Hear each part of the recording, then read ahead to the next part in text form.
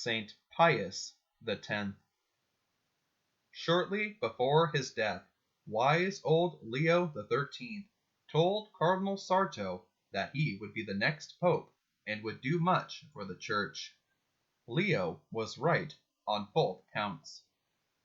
Giuseppe Sarto was born at Riese on June 2nd, 1835. His father, a cobbler, also served as janitor in the parish church and postman. A bright, pious lad, Giuseppe studied under his pastor, then at a nearby secondary school, and finally at the seminary in Padua.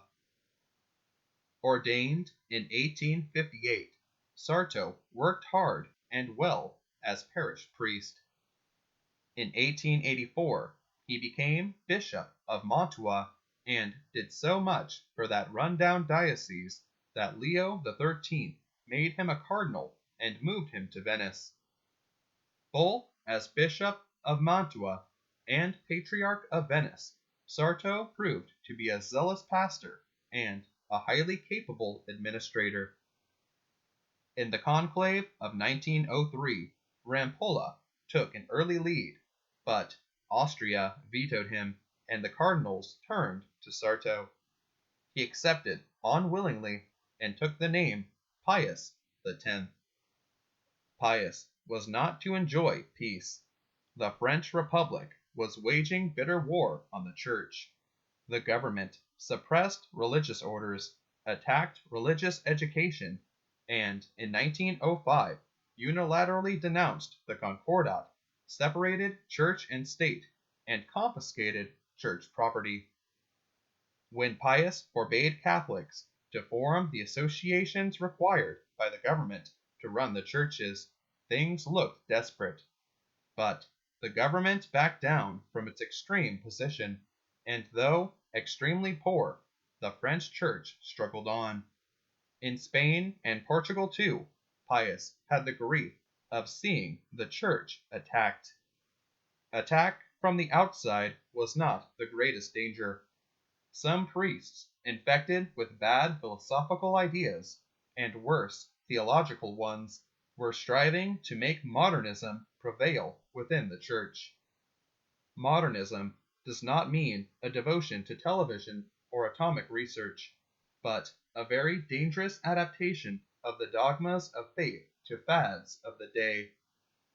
Pius banned the works of leading modernists, and by his encyclical Pascendi and his decree Lamentabilis, published in 1907, he struck hard at modernism.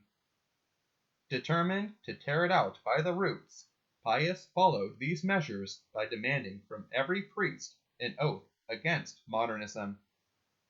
Under this attack, the dangerous movement wilted, and the Church was saved much trouble by the saintly Pope's alert vigilance.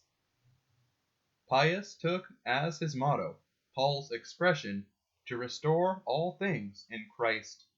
He made every effort to live up to it. He reformed church music. He reorganized the papal court and Italian seminaries. He reformed the breviary.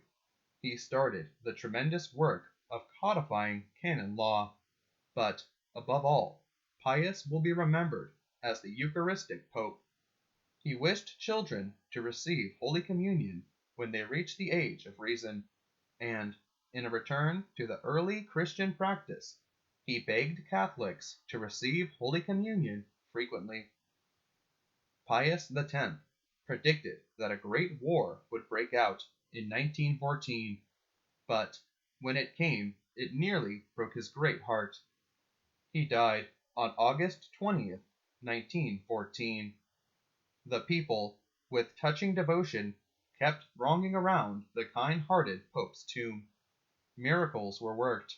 In June 1951, Pius XII beatified, and on May 29, 1954, canonized this great Pope of the Eucharist. Saint Pius X, 255th Pope. Christ our King, thy kingdom come.